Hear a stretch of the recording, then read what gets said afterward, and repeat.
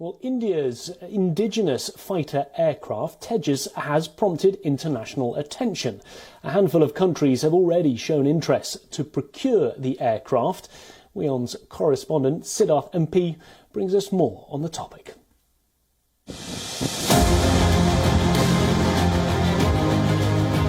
It's the lightest fighter aircraft in the world. Fully loaded, it weighs all of 13.5 tons or 13,500 kilograms.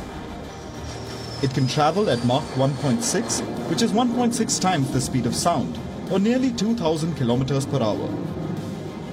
It's an all-weather single-engine multi-role light combat aircraft.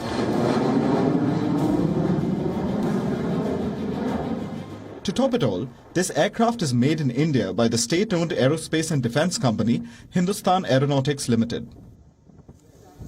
It is a fact that the Tejas took decades to design and develop. The Tejas program began in the 1980s. The aircraft had its first flight in 2001. Thereafter, it took 15 years for further modifications and testing. However, it is a proven, robust and reliable aircraft. Ample testimony to this fact is that the aircraft hasn't had a single accident in more than 5,000 development flights and in thousands of hours of operational flying. It is the lightest combat aircraft in the world. One of the highlights of this aircraft is the control laws, which is known as colloquially as the fly-by-wire of any aircraft. So what is the fly-by-wire? What it basically does, if I want to explain it to the layman, is that between an input that the pilot gives and output that is reflected at the control surfaces, there's a computer. That computer is nothing but has captured the entire mathematical model of the aircraft, and based on what the pilot demands, the aircraft is able to give it. According to the Indian government, many countries including the US, Australia, Indonesia, the Philippines, Malaysia, Egypt and Argentina have shown interest in Tejas. While it is a made-in-India aircraft, the Tejas also features a significant number of components from US, British and Israeli manufacturers. Tejas can also fire armaments from India, Russia and Israel. So, if and when the Tejas is purchased by another country, all the foreign component manufacturers will also benefit in the process.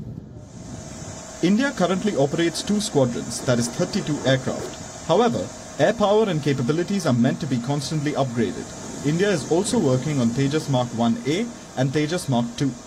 See, the aircraft is great, but in spite of that, there is always scope for improvement. So, if we ever find certain aspects on which we can make it better, in which improvements can be made, we definitely convey to the designers, and the designers till date have been extremely motivated, and they've ensured that our requirements have not only been met but at many times been surpassed to make this aircraft even better than what it was originally.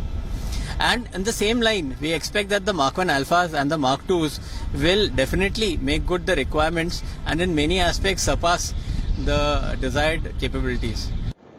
The international interest in the Tejas is an acknowledgement of India's efforts at building an indigenous fighter.